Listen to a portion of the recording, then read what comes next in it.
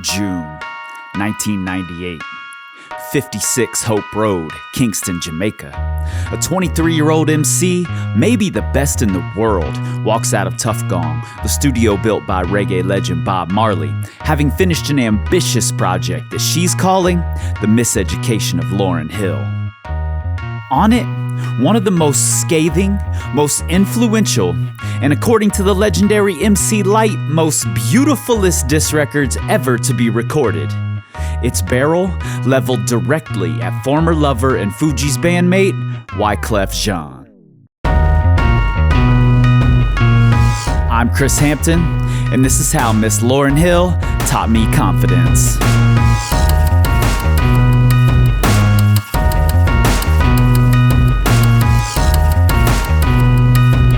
Despite later being added to many lists of the greatest hip-hop songs of all time, Lost Ones wasn't one of the singles we were blessed with leading up to the album release. Instead, we heard Doo-Wop, That Thing, X Factor, and Everything Is Everything. So we knew the album was going to be fire. It was going to be beautiful. And just like in the Doo-Wop video, it was going to be the best of two Miss Lauryn Hills, the singer and the rapper. But could Lauryn carry an entire album on her own? In the midst of a public fallout from the Fugees, with Wyclef hitting new levels of stardom with his own solo project, could she stay focused?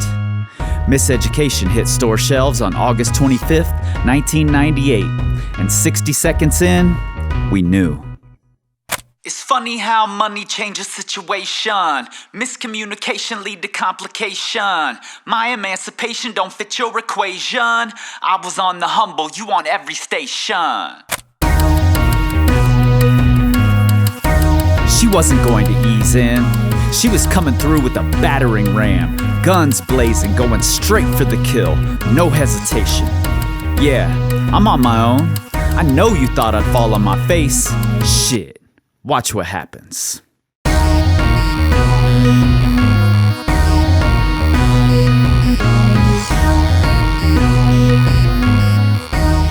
1988, a 13-year-old Lauryn Hill would earn a spot on the famed Showtime at the Apollo Amateur Night. 15 seconds into her performance, the famously fickle crowd begins to react, loudly booing. What does she do? She takes the mic from its stand, finds her groove, and dives in deeper. The surprised crowd, they quiet down. They begin to clap along. And when she nails the closing notes, well, mostly nails, they erupt in cheers.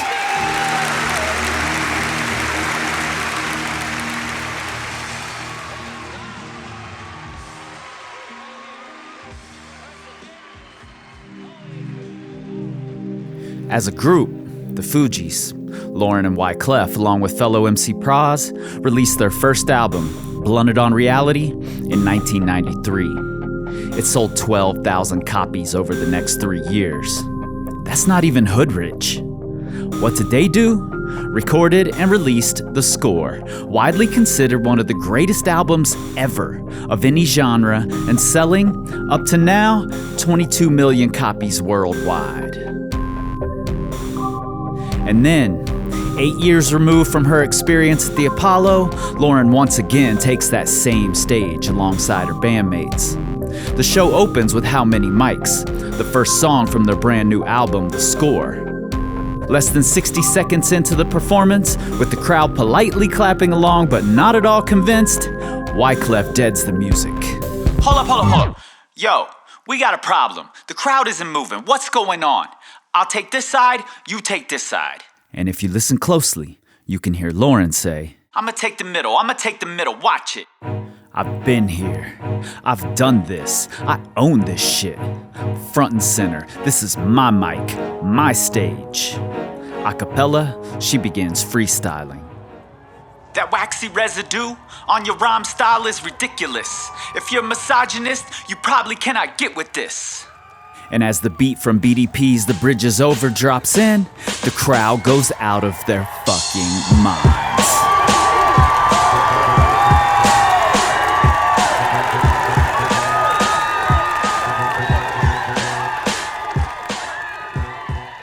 Miss Lauryn Hill is a phoenix. She's been burned and proven herself over and over again. First time I heard the song, I expected the hook to be that lush singing voice we've all learned to hope for. But the first chorus, the beat strips down to just the drum break, and she steamrolls through it in that same can't-be-stopped tone with a chanting chorus of people joining in like it's just another day in a cipher on the block. Who you gon' scrimmage like you the champion? You might win some, but you just lost one. You might win some, but you just lost one. You might win some, but you just lost one. You might win some, but you just lost one. You might win some, but you just lost one. There's a fine line between confidence and arrogance. Confidence is rooted in the appreciation of our abilities, while arrogance is built on an exaggerated view of those same abilities. If there had been arrogance in the Fugees, it wasn't Lauryn. She was hip-hop. Hell, she had transcended hip-hop, adding new layers to the culture. There's no way to exaggerate the importance of that voice. She knew the mountaintop she stood upon. You can hear it in her delivery. Someone play young Lauryn like she done, but remember not to game new under the sun. Everything you did has already been done. I know all the tricks from bricks to Kingston. Wyclef had chosen, and it wasn't Lauryn. So she'd moved on, and reportedly, when she'd gotten pregnant, her former lover couldn't take it. Since the beginning of time, men have taken on the role of hunter, provider, and some seem to believe that that leaves them entitled to certain due respect that they aren't bound to reciprocate. And since the beginning of time, when not shown that respect that they feel entitled to, men have turned petty. So she moved on again, away from the Fugees, away from her home, Brick City, Newark, New Jersey, to Kingston, Jamaica. New studio, new family, new confidence, new career, new fire.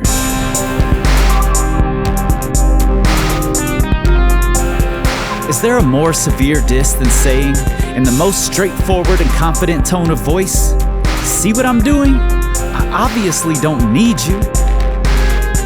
And then, after 2 minutes of straight heat, that most beautifulest voice finally comes in. You just lost one, it's so silly, how come? Oh, shit.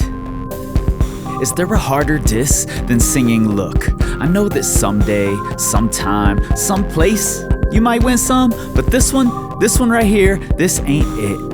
It's so silly. Why are you doing this to yourself?" Never mind the fact that Miseducation gets nominated for 10 Grammys and goes on to win 5 of those, including being the first hip-hop album to win Album of the Year. Never mind the 20 million records sold, making Miss Hill the first female MC to go diamond, and then double diamond. We don't have to go into the fact that this album helped birth the whole neo-soul genre. Let's just remember that she wrote and recorded this album while pregnant and becoming a new mother. Now some might mistake this for just a simple song, and some don't know what they have till it's gone. Now even when you're gone, you can still be reborn, and from the night can arrive the sweet dawn, yeah. Confidence isn't being strong enough to just take whatever is thrown at you. It's the ability to receive it, respond to it in kind, even if that means anger, hurt, frustration, maybe even vengeance, and then to let it go. To breathe again, to move on. Is there a more vicious diss? You just lost one. You just lost one. 9 times in a row. 9 times. And you can hear her harmonizing in the background. It's so dumb. This is how she ends the song, the very first song on her debut album as a solo artist. Straight up venom wrapped in a silk scarf. Pure confidence. And the last thing we hear is her giggling. She's having fun with this. And I ask you, is there a colder diss?